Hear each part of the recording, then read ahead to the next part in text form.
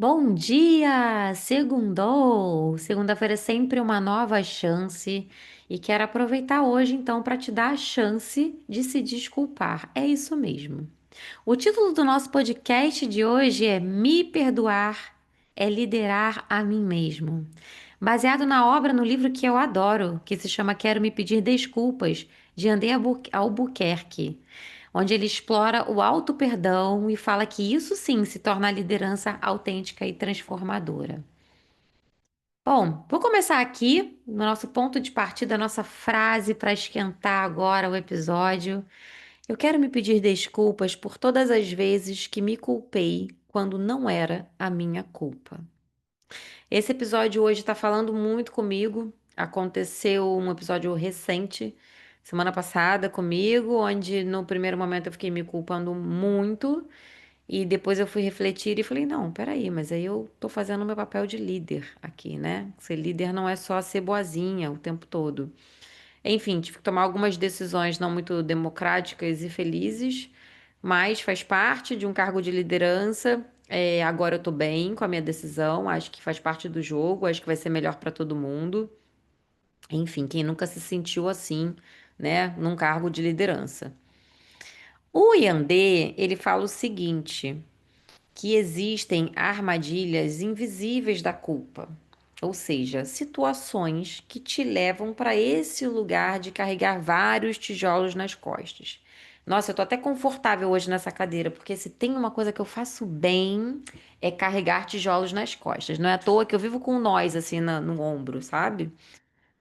Então, uma delas é a comparação constante. É a culpa que nasce quando nós medimos nossos resultados pelos padrões alheios e não considerando a nossa jornada. Então, por exemplo, outro dia eu atendi uma mentorada e ela é dentista e ela estava meio chateada com os resultados dela e eu perguntei por quê e ela começou a me trazer exemplos de dentistas de 30 anos, ou seja, se formaram há 30 anos e ela tem, sei lá, um ano de formada. Eu falei, gente, vamos comparar banana com banana, melancia com melancia, né? Porque senão fica difícil. E a gente está vivendo uma era de muita rede social que tem um lado bom, que também aproxima as pessoas, a gente consegue pesquisar viagens, enfim, restaurantes, tudo tem lado bom e ruim. Mas tem essa coisa também de que parece que a vida do outro está sempre muito bem sucedida, né? E a nossa não. Então a casa do outro é melhor, o carro do outro é melhor, o marido é melhor, o emprego é melhor, o corpo é melhor, e às vezes não é nada daquilo. Outro dia mesmo eu estava conversando com uma pessoa que trabalha com internet, que parece assim, eu conheço há muito tempo e parece que ela é riquíssima. E ela estava me dizendo de todos os perrengues financeiros que ela está passando, que parece que essa onda do infoproduto já parou, né? E tá mais difícil agora, e me pedindo algumas dicas de como formar um time de vendas. Enfim, nem tudo é o que parece ser, a gente tem que parar de ser bobinho. Expectativas irreais também geram muita culpa. A gente cria uns padrões assim impossíveis, né? Ai, aquele corpo da blogueira. Você é blogueiro? Você fica o dia inteiro na academia, 4 horas? Não. Trabalha com corpo? Então, não que você não possa querer ter um corpo maravilhoso, mas assim, dentro da sua rotina tá cabendo isso? Então, assim, não é também jogar tudo pra baixo, mas é entender assim aonde que cabe, né? Isso que eu tô desejando aqui pra mim. E um terceiro fator que gera culpa é o medo do erro. Então, aquele terror da gente falhar, de assumir novas responsabilidades, né? E aí, coisas que não são nossas e a gente quer ser bonzinho, quer agradar. E aí, quando vê, tá totalmente desnecessário de tanta sobrecarga nos ombros, carregando o mundo todo. Essa é uma que eu faço muito. Alguém me conta uma história triste, eu começo, ai, mas tadinho, se eu fizesse, se eu ajudasse. Na maioria das vezes eu me dou tão mal quando eu começo com essa história, sabe? E parece que eu não aprendo, tô sempre esfolando minha cara na parede. Mas é isso, né? A gente vai tentando, pelo menos a gente tem consciência, a gente pode melhorar um pouquinho a cada dia. E como que a culpa pode sabotar uma liderança? Primeiro, de novo, a gente vai falar de inteligência emocional. Todo líder que está muito carregado de culpa, que assume esse monte de responsabilidade, né? Mais do que ele podia suportar, que não delega, que não fala não para o gestor dele, acaba tendo decisões comprometidas, acaba tendo um burnout. E olha, gente, isso aí eu posso falar de carteirinha, porque eu não paro de receber líder com burnout, acho que desde o ano passado, tá? Tá uma coisa bizarra no mundo. Outra coisa que prejudica, né, a culpa prejudica o líder, é quando ele começa a ter o autoritarismo compensatório. Então, para esconder algumas inseguranças, alguns líderes podem ser muito controladores. Como eu falei, né? Eu fico com medo de errar, então aí a gente não delega, aí revisa 20 vezes, sufoca a criatividade de equipe. Eu já falei isso num outro episódio, né? E eu sei como é que dói às vezes delegar e falar, ai, vai dar errado, né? Mas a gente também não pode ficar nessa culpa de que se der errado, a culpa é minha o tempo todo e aí nunca seguir adiante a nossa carreira. Também tem a paralisia decisória, que aí é de novo um medo de errar que tira totalmente a capacidade de qualquer pessoa, não só a liderança, de tomar uma decisão rápida e necessária.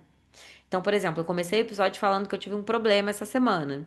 E aí eu falei, não, dessa vez eu não vou ser a líder emocional, dessa vez eu vou ser a líder racional. O que que eu preciso agora para minha empresa? O que que eu preciso agora para resolver esse problema? E eu tomei a decisão. Tá doendo? Tá, mas eu tenho certeza que eu tomei a decisão certa. A revolução da autocompaixão na liderança, ou seja, essa coisa da gente olhar e falar: será que eu tenho 100% de culpa? Onde que eu melhoro? Onde que eu me acolho? E aí a gente vai entrar de novo em vulnerabilidade, para vocês verem como isso é importante. A Brené, por exemplo, ela fala como esses líderes vulneráveis conseguem criar ambientes onde não só ele, mas a equipe também prospera. E isso só acontece quando a gente entende que nesse cenário onde eu vou me vulnerabilizar e dar espaço para outro, vai ter erro. Aliás, o que mais vai ter é erro. Porque se eu estou abrindo para criatividade, né, para novos processos, ideias, vai dar errado. Gente, a quantidade de erros que eu já cometi desde que eu abri a minha empresa é enorme, mas se eu não fizesse o que eu fiz até hoje, eu não estaria aqui para contar uma história. Então, todas as vezes eu sofri, mas eu me auto-perdoei. Em algum momento eu falei, Raquel, tá tudo bem, você acabou de virar empresária, você estava 20 anos no mundo corporativo, você não tem obrigação de saber tudo isso. E aí rolam essas conversas internas, né?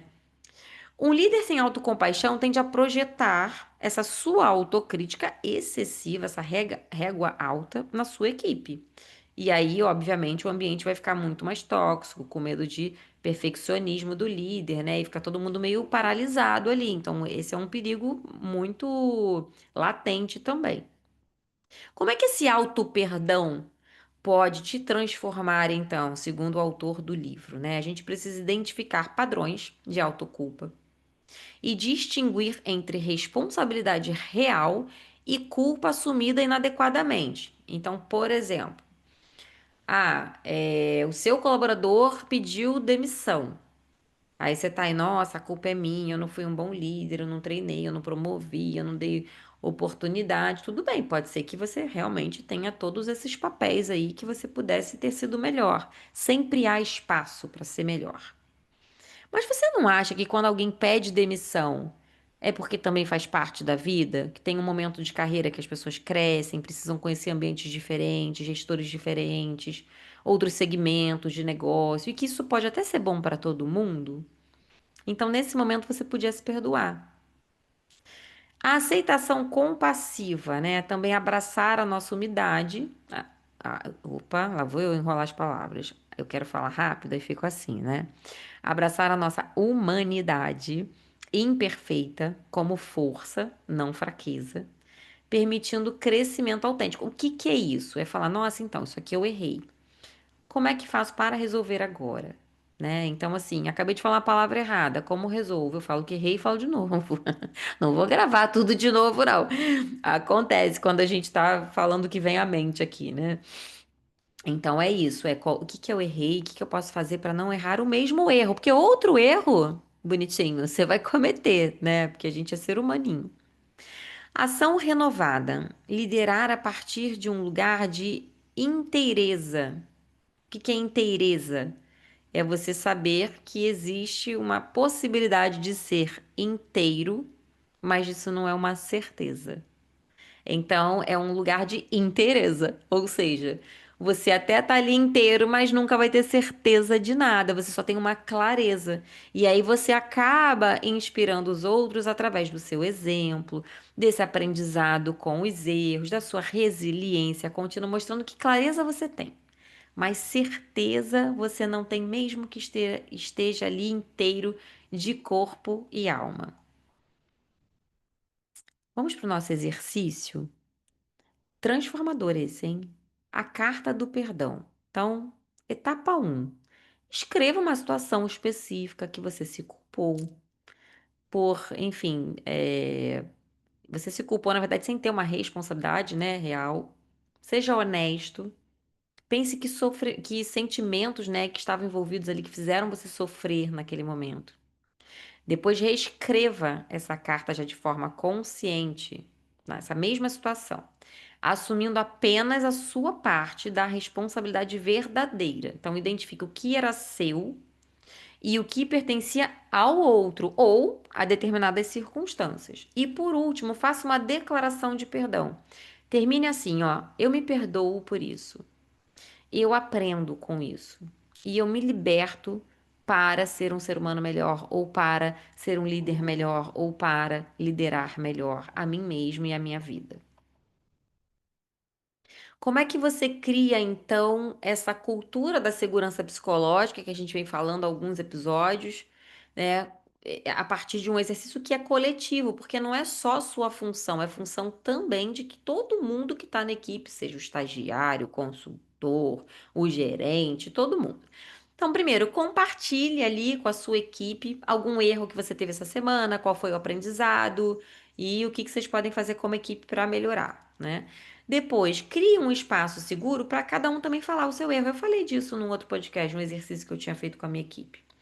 E escute cada um, sem julgar no primeiro momento. Então, anota no papel, anota os seus insights, para que você acolha ali aquela experiência. E depois no movimento final, você pode fazer, gente, então como equipe, o que que a gente aprende aqui? O que que a gente pode melhorar? Que ideia que você dá para Raquel para ela não fazer mais isso? Então, esse é um brainstorm ótimo para você fazer com a sua equipe semanalmente ou mensalmente e trabalhar melhorias. Aqui fica muito claro para eles que você não quer apontar o erro, você só quer entender assim, onde que não tá bom e onde que a gente pode ser uma equipe melhor. Ah, gente, importante. Nesse momento, vai ter gente que vai falar assim: então, eu não entreguei porque a TI, porque o RH, e vai jogar a culpa para o outro. Só que esse é um exercício de trabalhar o que exatamente é a nossa culpa para a gente se perdoar e melhorar. Então, nesse momento, você fala: tá, tudo bem, mas e se você pudesse mudar alguma coisa nesse processo? O que só você poderia fazer? Independente da TI, do RH, do jurídico, o que só você poderia evoluir? E aí traz de volta a responsabilidade para si. O líder, ele pode e deve ser esse modelo de autocompaixão, porque se ele não for, quem está abaixo também não vai ser, né? Com isso, ele consegue mais inovação da equipe, porque eles entendem que errar é possível, uma comunicação muito mais aberta, essa resiliência coletiva de errar e melhorar depois, e também de ter esse crescimento mais acelerado, né? De estar num lugar ali onde você vê que tudo é possível.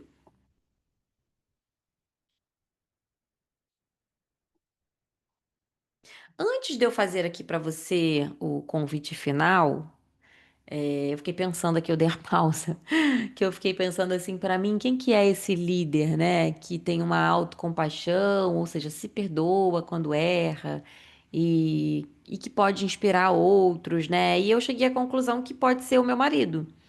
Ele é visto como um líder assim mais racional, mais duro, é financeiro, mas ele tem um coração enorme, eu percebo isso, ele vem evoluindo ao longo dos anos, né? Ele hoje é CFO de uma empresa. Eu vejo que ele se perdoa quando ele erra, e eu já vi em outra equipe que ele tinha bem grande, ele fazer hackathon, né? Enfim, movimentos de inspirar a inovação e testar a teoria das pessoas, entender que elas podiam errar e como é que fazia para corrigir o erro. Eu já vi ele ser muito controlador, muito perfeccionista e também já vi ele perceber isso e evoluir na carreira. Isso é muito legal, porque tem gente que fala assim: ah, mas as pessoas não mudam. Claro que as pessoas mudam. Vocês acham que a pessoa que virou o diretor de uma empresa, ela é igualzinha ela era quando ela era estagiária, gente? Ela sabe a mesma coisa tecnicamente falando, tem o mesmo comportamento? Claro que não, né? Então, claro que as pessoas mudam. Elas podem não mudar para atender sua expectativa, mas elas mudam, cada um do seu jeitinho. Então, talvez vocês tenham aí alguma inspiração dentro de casa, ou algum líder que vocês gostam muito, que vocês admiram. No meu caso, eu aprendo muito com meu marido, e ele é um líder que eu admiro muito, e muitas vezes eu testo as teorias dele e dá super certo, tá, gente? Se eu não me acolher, como eu vou ser colo para os outros? Essa é uma frase do livro de André Albuquerque. A verdadeira liderança, ela não começa só com técnica, com estratégia. Ela nasce exatamente desse relacionamento que a gente estabelece primeiro com a gente, para depois gerar conexão com o outro. E aí, quando a gente aprende a se perdoar, as nossas equipes também florescem sem medo. Então, liderar começa sempre de dentro para fora. E esse auto-perdão não é uma auto-indulgência. É a coragem da gente se responsabilizar conscientemente o que que é meu, o que que é do outro e o que que eu não vou carregar como tijolo. Tenho praticado isso todos os dias, é muito difícil para mim. Eu tenho essa mania de querer salvar o mundo, mas é um passinho de cada vez. Meu nome é Raquel Paiva, sou mentora de líderes, trabalho aí há 20 anos com RH, com desenvolvimento pessoal, desenvolvimento profissional, pratico bastante coisas em mim, não sou perfeita, estou apenas tentando ser um ser humano melhor como vocês e estou aqui para co-criar com vocês.